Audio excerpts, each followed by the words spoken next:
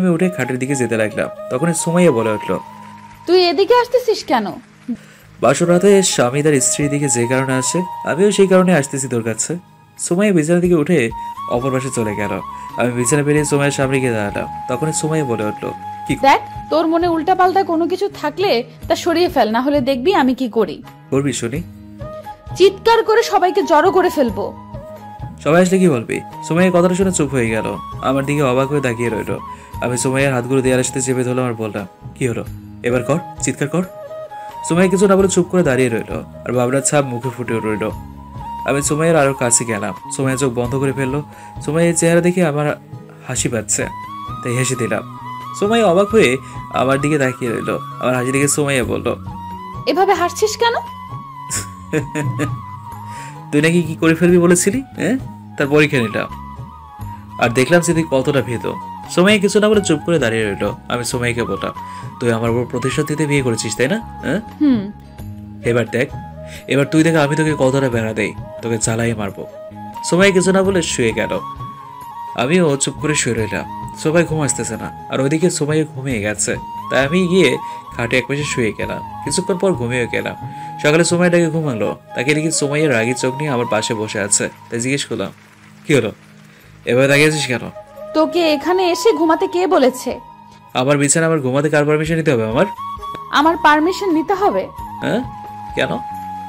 কে জানে তুই কখন ফায়দা উঠাতে চাস। ফায়দা কিভাবে উঠায়, এভাবে নাকি? বলে টান দিয়ে সুমাইয়াকে নিজের বাহুতে নিয়ে নিলাম। সুমাইয়া চোখ বড় বড় করে তাকিয়ে রইল আমার দিকে, তাই আমি বললাম, আর কিভাবে ফায়দা ওঠে বল, আমি একটু উঠাই। ছাড় তুই আমাকে। না চাইলে কি করবি শুনি? সুমাইয়া কিছু না বলে চুপ করে রইল। আমি সুমাইয়ের চেহারা থেকে বুঝতে পারলাম বেচারি ফেসে গেছে আমাকে বিয়ে করে। এসবই ভাবছিলাম, তখনই কেউ দরজা নক করলো। আমি সুমাইয়াকে ছেড়ে দিয়ে ওয়াশরুমে চলে গেলাম। সুমাইয়াকে দরজা খুলে দিল, এরপর সুমাইয়াও গিয়ে ফ্রেশ হয়ে নিল। এরপর দুজনে মিলে নিচে গেলাম। নাস্তা শেষ করে রুমে এসে বসে বসে টিভি দেখতে লাগলাম। এভাবেই দুপুর পার হয়ে গেল। বিকালে বাইরে যাওয়া বলে ঠিক করলাম। রেডি হচ্ছিল, তখন সুমাইয়া রুমে আসলো, আমাকে দেখে বলল, কিরে, কোথাও যাচ্ছিস নাকি? না। জাহান্নামে যাচ্ছি, যাবি? থাক, এখানে তোর মতো পাপীগুলোই থাকে। আমি তো ভালো মানুষ, আমি গিয়ে কি করব? মনে মনে ভাবতে লাগলাম, নিজের মাথায় নিজেই মার খেয়ে খেয়ে গেলাম। আর কিছু না বলে বাইরে চলে গেলাম। বাইরে কিছুক্ষণ ঘোরাঘুরি করে বাসায় চলে আসার সময় একটা আইসক্রিমের দোকানে নজর পড়লো। সুমাইয়া আইসক্রিম খুব ভালোবাসে, ওর জন্য নিয়ে যাবো কিনা ভাবতেছি। কিছুক্ষণ ভেবে কি মনে করে যে কয়েকটা আইসক্রিম কিনে নিলাম। রাত অনেক হয়েছে, তাই ভাবলাম এখন বাসায় যাওয়া যাক। তাই বাসায় আসলাম।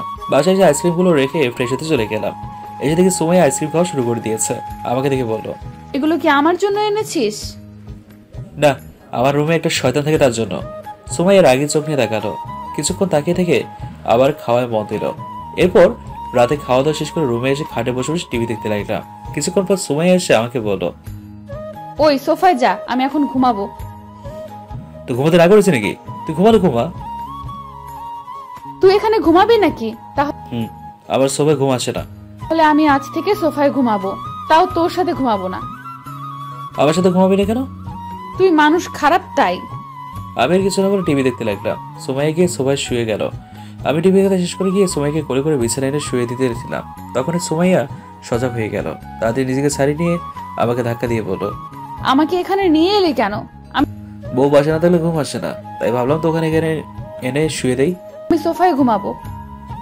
চুপচাপ যা বলতেছি তা শোন। না, আমি সোফায় ঘুমাবো। কখনো রোমান্টিক টর্চারের নাম শুনেছিস? মানে? কথা না শুনে তোকে রোমান্টিক টর্চার করবো বলে দিলাম। আর কিছু না বলে চুপচাপ শুয়ে রইল। আমি সুমাইয়ের কপালে একটা পরশ এঁকে দিয়ে ওর পাশে গিয়ে শুয়ে গেলাম। মনে মনে সুমাইয়ের কথা ভেবে হাসতে লাগলাম। প্রতিশোধ দিতে এসে নিজেই ফেঁসে গেছে। এসব ভাবতে ভাবতে কখন যে ঘুমিয়ে গেলাম তা নিজেও জানি না। সকালে সুমাইয়া ডাকে ঘুমালো, তাকে দেখি সুমাইয়া তার শাড়ি ধরে টানতেছে। সুমাইয়া শাড়ির আঁচল আমার পিঠের নিচে এসে পড়ে গেছে, আর সুমাইয়া সেটা টানতেছে আর আমাকে ডাকতেছে। সুমাইয়া আঁচল ছেড়ে দিয়ে সুমাইয়ের দিকে তাকালাম। সুমাইয়া রাগের চোখ নিয়ে আমার দিকে তাকিয়ে থেকে উঠে ফ্রেশ হতে চলে গেল। সকালে রেডি হয়ে অফিসের জন্য বের হতে যাবো এমন সময় আম্মু ডাক দিল, হুসেন শোন। আম্মু কিছু বলবে? কোথায় যাচ্ছিস তুই? কোথায় আবার? অফিসে যাব। 2 দিন হলো বিয়ে করিসনি, এখন অফিসে যেতে কে বলেছে তোকে? আর তোর আব্বু কয়েকদিন অফিস সামলাবে, তাই তুই কয়েকদিন বাসায় থাক। আম্মু তুমি কি শুরু করলে বলো তো? বেশি কথা না বলে রুমে যা। আর বিকেলে সুমাইয়ার বাসা থেকে লোক আসবে তোদের নিয়ে যেতে, তাই কথা না বাড়িয়ে রুমে যা। আম্মুকে আর কি বলবো, তাই আর কিছু না বলে রুমে চলে আসলাম। রুমে এসে দেখি সুমাইয়া রুমে বসে আছে। আমাকে দেখে সুমাইয়া বলে উঠলো, কি রে, অফিসে যাসনি? না। কেন? তোকে রেখে যেতে মজা দিচ্ছে না, তাই ফিরে আসলাম। পামনা দিয়ে সত্যি বল। আম্মু বললো তার ছেলের বউকে নাকি সময় দিতে হবে, তাই যেতে নিষেধ করেছে। ও, তা বল তোর কত সময় লাগবে, আমি দেবো, পরে চাইলেও পাবি না। বেশি বকবক না করে ঘুমা, আমার নিচে কাজ আছে, আমি গেলাম। বলেই সুমাইয়া চলে গেল। আমি বসে বসে টিভি দেখতে লাগলাম। এভাবেই বিকেল হয়ে গেল। বিকেলে বসে বসে মোবাইল টিপতেছি, যখন সুমাইয়া রুমে এসে ফ্রেশ হতে চলে গেল। আমি ব্যাস সুমাইয়ের দিকে তাকিয়ে রইলাম। সুমাইয়া ফ্রেশ হতে চলে গেল, আমি আবার মোবাইলে মনোযোগ দিলাম। সুমাইয়া ফ্রেশ হয়ে এসে মোবাইল টিপতে দেখে রাগী ভাব নিয়ে বলল, কি রে, তুই এখনো রেডি হসনি কেন? কেন রেডি হয়ে কি করবো, কোথাও যাবি নাকি তুই? আজকে যে আমাদের বাসা থেকে লোক আমাদের নিতে আসবে তা কি তুই জানিস না? আমি কি আগে বিয়ে করেছি নাকি এত সব নিয়ম কোনো জানা থাকবে? সুমাইয়ের রাগীর চোখে এবার লাল হয়ে গেল। নিশ্চয়ই মনে মনে আমাকে মারতে চাইতেছে। যাক, কথাটা ঘুরিয়ে সুমাইকে বললাম, তুই যা, আমি আসতেছি। বলেই সুমাইয়া চলে যেতে লাগলো। তখনই আবার সুমাইকে ডাক দিলাম। সুমাইয়া রাগীর চোখ নিয়ে আবার তাকালো। কি হলো, ডাকলি কেন? নিজের বউকে ডাকতেও কি কারণ লাগে নাকি আবার? ঢপ না মেরে কি বলবি বল। আচ্ছা, মুন্দা কি এখনো তোদের ওইখানে আছে নাকি চলে এসছে? কেন? না এমনি। মার খাওয়ার আগে ভালো হয়ে যা বলছি, না হলে মেরে তোর হাত পা ভেঙে দিব। বক না করে যা, আমি আসতেছি। সুমাইয়া কেমন যেন মুখটা কালো করে চলে গেল। আমিও চলে গেলাম রেডি হতে। সন্ধ্যার দিকে সুমাইয়াদের বাসার উদ্দেশ্যে রওনা হয়ে গেলাম। প্রায় গভীর রাত হয়ে যায় যেতে যেতে, তাই গিয়ে ফ্রেশ হয়ে খেয়ে শুয়ে পড়তে রুমে চলে যাই। এখন ঘুমাতে এসে দেখি খাটটা একটু ছোট। মনে মনে হেসে আমি শুয়ে গেলাম। এক পাশে আমি শুয়ে রইলাম। সুমাইয়া কিছুক্ষণ পরে সে আমার পাশে শুয়ে পড়লো, মাঝে একটা কোলবালিশ দিয়ে দিল। সুমাইয়া ঘুমের মাঝে নড়াচড়া করার অভ্যাস আছে, এখন যদি ঘুমের মধ্যে মেরে বসে তখন কি হবে এসব ভাবছিলাম। তখনই খেয়াল করলাম সুমাইয়া ঘুমিয়ে গেছে। অনেক ক্লান্ত হয়তো, তাই তাড়াতাড়ি ঘুমিয়ে গেছে। কিন্তু আমার ঘুম আসছে না কেন? ঘুম আসছে না, তাই কোলবালিশটা নিয়ে আসলাম আমার পাশে। তারপর সেটাকে জড়িয়ে ধরে ঘুমানোর চেষ্টা করলাম। কিছুক্ষণের মাঝে ঘুমের দেশে হারিয়ে গেলাম। তবে ঘুমটা বেশিক্ষণ স্থায়ী হয়নি, কারণ হঠাৎ ঘুমের মাঝে অনুভব করলাম কারো গরম নিঃশ্বাস আমার পিঠে পড়তেছে। তাই ঘুম ভেঙে গেল। পেছন দিকে ঘুরবো, তখন দেখি সুমাইয়া আমাকে পেছন দিক থেকে জড়িয়ে ধরে ঘুমিয়ে আছে, আর তার নিঃশ্বাসটাই আমার ঘাড়ে পড়তেছে। আমি কিছু না বলে চুপচাপ শুয়ে রইলাম আগের মতো, আর ঘুমানো ট্রাই করতে লাগলাম। কিন্তু সুমাইয়ের গরম নিঃশ্বাসটা কেমন যেন লাগতেছে। আজও একটা ফিলিংস উকি দিতে লাগলো মনের ভেতর। তখনই মনে পড়লো সেই পুরনো দিনগুলোর কথা, যখন আমি কলেজ লাইফে ছিলাম। সুমাইকে আমি তখন নিজের থেকে বেশি ভালোবাসতাম, হয়তো সুমাইয়াও আমাকে নিজের থেকে বেশি ভালোবাসতো। কিন্তু সুমাইয়া আমাকে সন্দেহ করতো বেশি, আর সন্দেহের কারণটা ছিল আমার বেস্ট ফ্রেন্ড জান্নাতকে নিয়ে। জান্নাত আমার সাথে সারাদিন চলাফেরা করতো, আর সুমাইয়া ভাবতো তার সাথে আমার সম্পর্ক আছে। আর এটা নিয়ে যত ঝামেলা। একদিন সুমাইয়া এই বিষয়টা নিয়ে আমাকে অনেক প্যারা দেয়, তারপর ব্রেকআপ করে ফেলে। অনেকদিন রাতে আমি কেঁদেছিলাম। এরপর আস্তে আস্তে সব ঠিক হয়ে যায়। এরপর সুমাইয়া কলেজ ছেড়ে চলে যায়।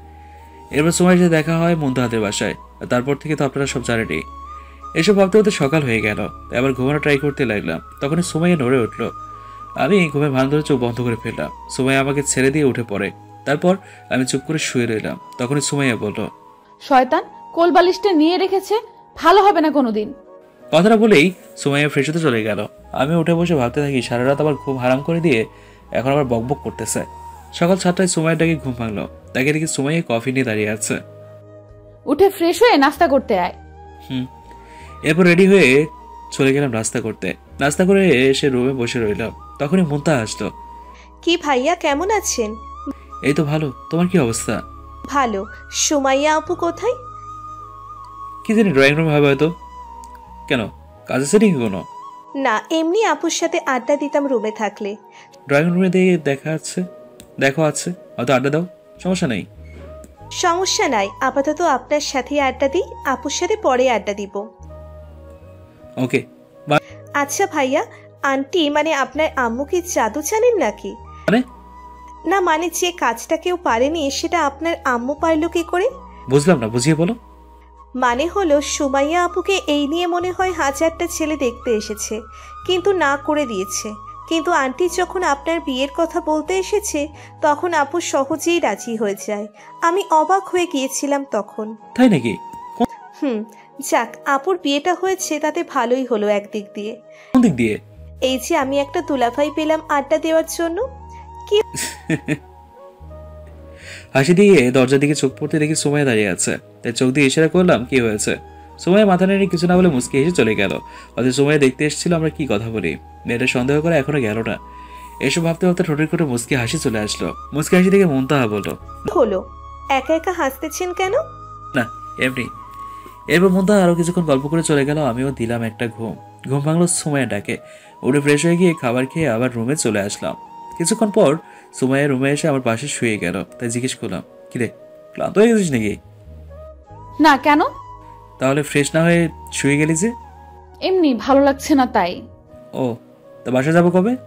কালকেই তো আসলি, এত বাসায় যাওয়ার জলদি কেন? এমনি। আগামীকাল বিকেলে ফিরবো। আমরা এখন ঘুমাই। আমার ঘুম আসতেছে না, তুই ঘুমা। ওকে। বলে সুমাইয়া চোখ বন্ধ করে শুয়ে রইল। আমিও মোবাইল টিপে মন দিলাম। কিছুক্ষণ পর সুমাইয়ের দিকে নজর গেল।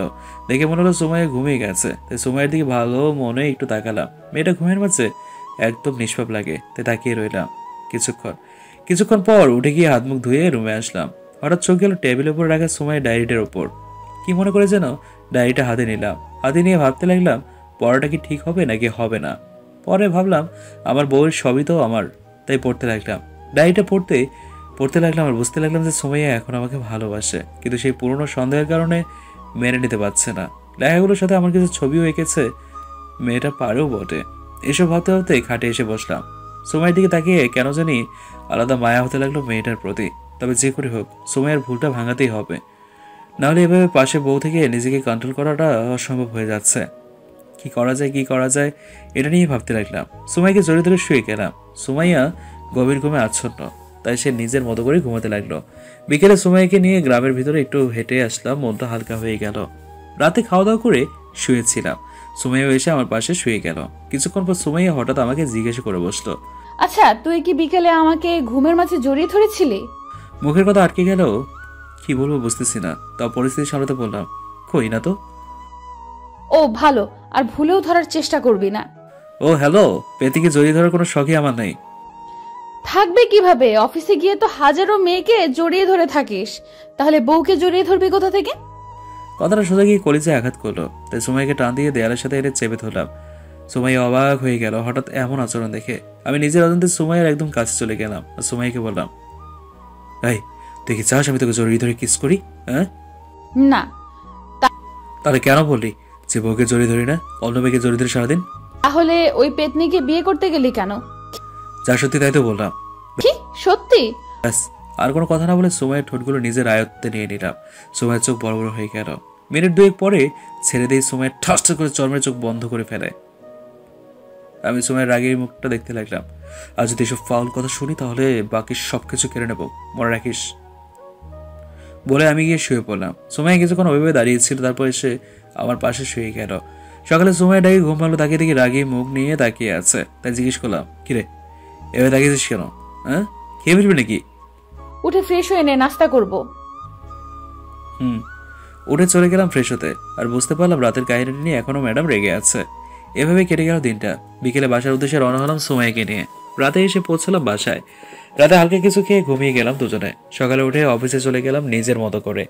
বিকেলে অফিস থেকে বাসায় আসতে খেয়াল করলাম সুমাইয়া রাস্তার পাশে দাঁড়িয়ে আছে, গাড়ির বা রিক্সার জন্য অপেক্ষা করতেছে। তাই গাড়ি নিয়ে সুমাইয়ের সামনে থামালাম। সুমাইয়ের আগে ভাব নিয়ে তাকিয়ে আমার মুখ ঘুরিয়ে নিল। মেয়েটার ইগো দেখে অবাক হয়ে গেলাম। এভাবে দাঁড়িয়ে থাকবে তাও আসবে না, কেমনটা লাগে? হ্যাঁ, তাই বললাম, কিরে উঠিস না কেন? আমি পড়ে যাব, তুই যা। বেশি বকবক করলে কাল রাতের। সুমাইয়া এবার রাগি চোখে তাকিয়ে গাড়িতে উঠে বসলো। চুপ করে বসে রইল। বেশ কিছু স্টুডেন্ট আমাদের দিকে তাকিয়ে রইল। আমি গাড়ি চালাতে লাগলাম আর সুমাইয়াকে বললাম, আচ্ছা সুমাইয়া, তুই যে বিবাহিত এটা তোর স্টুডেন্টরা জানি নাকি? কেন? না, তোকে গাড়িতে উঠতে দেখে সবাইকে তাকিয়ে থাকতে দেখলাম, তাই জিজ্ঞেস করলাম আর কি। ও, এর আগে কখনো এইভাবে কেউ নিতে আসেনি তো, তাই হয়তো অবাক হয়েছে। তাই নাকি? না তুই নিজেকে সিঙ্গেল বলে বেড়াস সবাইকে, তাই এমন মেয়ে তাকিয়েছিল। তুই কি নিজের মতো ভাবিস নাকি? তুই বেশি বুঝলে আমি সবাইকে নিজের মতো ভাবতে পারবো না কেন? হ্যাঁ। সময় আর কিছু না বলে চুপচাপ বসে রইল।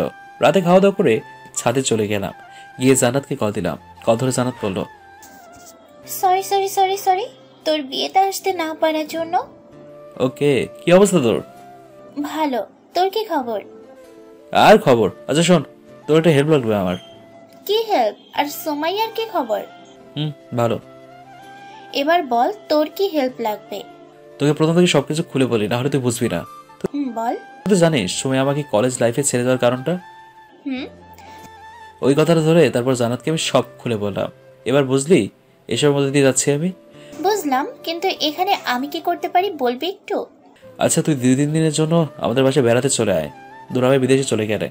কেন? কাটা দিয়ে কাটা তুলতে হবে, নাহলে এই মেয়ে সারা জীবন সন্দেহ করে যাবে। ওকে, প্ল্যানটা বল, আমি শুনি। শোন তাহলে। ওকে, তোর দুলাভাই হয়তো আগামী সপ্তাহে দেশের বাইরে যাবে, তখন আমি আসবো না হয়। ভালো থাকিস। রুমে চলে যাবো এখন, ছাদে প্রচুর ঠান্ডা। ওকে, বাই। এরপর ফোন কেটে দিয়ে রুমে চলে আসলাম। রুমে ঢুকে দেখি সময় রাগি চোখে আমার দিকে তাকিয়ে আছে। তাই জিজ্ঞেস করলাম, এবার তাকিয়েছিস কেন? কোথায় ছিলি এতক্ষণ? ছাদে। কেন? এত রাতে ছাদে গিয়েছিলি কেন? বিবাহিত সিঙ্গেলের জীবনের কষ্ট কি তুই কি করে বুঝবি? হ্যাঁ, বিবাহিতা সিঙ্গেলটার মানে কি শুনি? বিয়ের পরও সিঙ্গেল থাকাটাকে বিবাহিত সিঙ্গেল বলে। তাহলে আমি কার বউ? আমার। কেন? যার বউ থাকে সে সিঙ্গেল হয় কি করে বলবি একটু?